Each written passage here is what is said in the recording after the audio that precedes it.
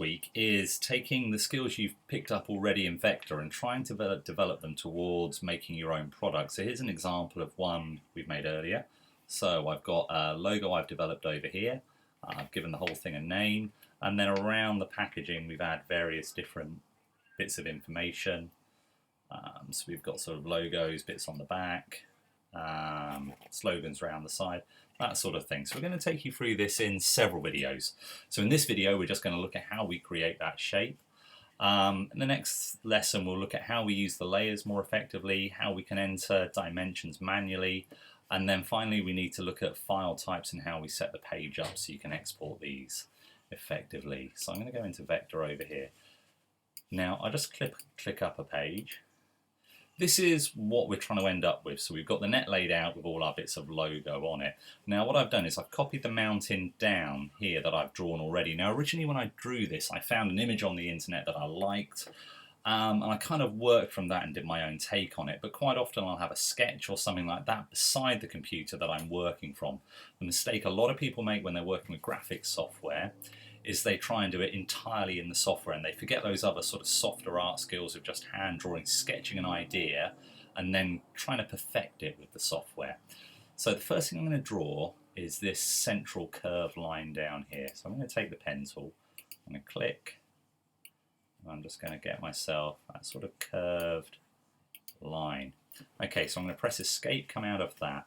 Now obviously you can tweak this around until you're happy with it. I'm going to keep going at quite a quick pace hopefully, just so you can get through the video. So I'm going to use the keyboard shortcuts and I'm going to copy and paste that. So I've now got two identical curves that will fit over each other. Now by selecting the line, I'm going to take this, now it's gone, you can see, into the pen tool by going into the edit mode rather than select mode. So I'm going to click on this one here, which allows me to carry on drawing from it. So now, I didn't click and drag on the last one, so that's not curved, but you should know if it does come out with a sort of bulge curve line, you know how to sort that out. I'm just going to bring the sides of my mountain up. Remember, we can tweak these later. I might come down there a bit and then up to the summit there. Okay, now I'm going to repeat the process over here. So double click to go into the edit mode, click on this M1 here, so that means I can continue my line on. Another point worth making is where it doesn't matter if you come off the page. The line there, all that indicates is your print area. So coming off the side won't affect your drawing, it just won't print, but because we're using a vector graphic, we can sort that out later. It doesn't matter how big or small we make these. Now I should be able to slide both of these together.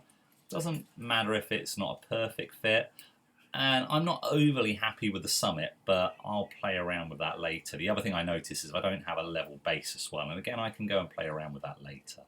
So now what I want to use is the gradient fill. I want this idea that the light is coming from above over here. So the top of the mountain is the lightest and this half of the mountain is lighter than the other half. But I've used a gradient fill on both sides.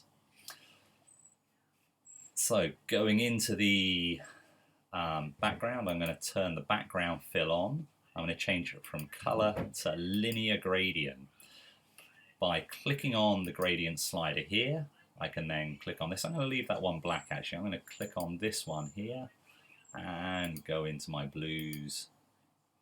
I don't want it quite that dark. There we go, that'll do. Okay, so I'm happy with that. So I'll escape out of that. I'm going to select the other side.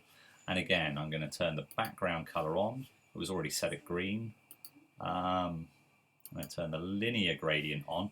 Now this time I'm going to select a light blue and a darker blue. So linear gradient to bring up my gradient tool. Remember, this is a tool that you can move around to sort of get different shades. So I'm actually going to bring this down a bit so it's not too dark. So into the blues, and I'm going to click a sort of darker blue on the bottom here, maybe a little bit darker than that. And then click on the top one here and again into my blues.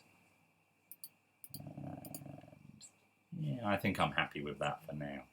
So there we have it. So we've created this image by using two objects that fit over the top of each other. Now it wouldn't actually matter if one overlaps slightly, as long as you don't see the gap. Well, I quite like that as an effect actually. Put them together. The other thing I can do here as well is I might just add a bit of weight to the line as well. So I've selected both, and I'm just going to go to the border and just put the border up, so I can put both up at the same time. So it's worth remembering, if you do multiple selects of something, then you'll do that change to every single object. Okay, thank you guys. I look forward to seeing some good design work.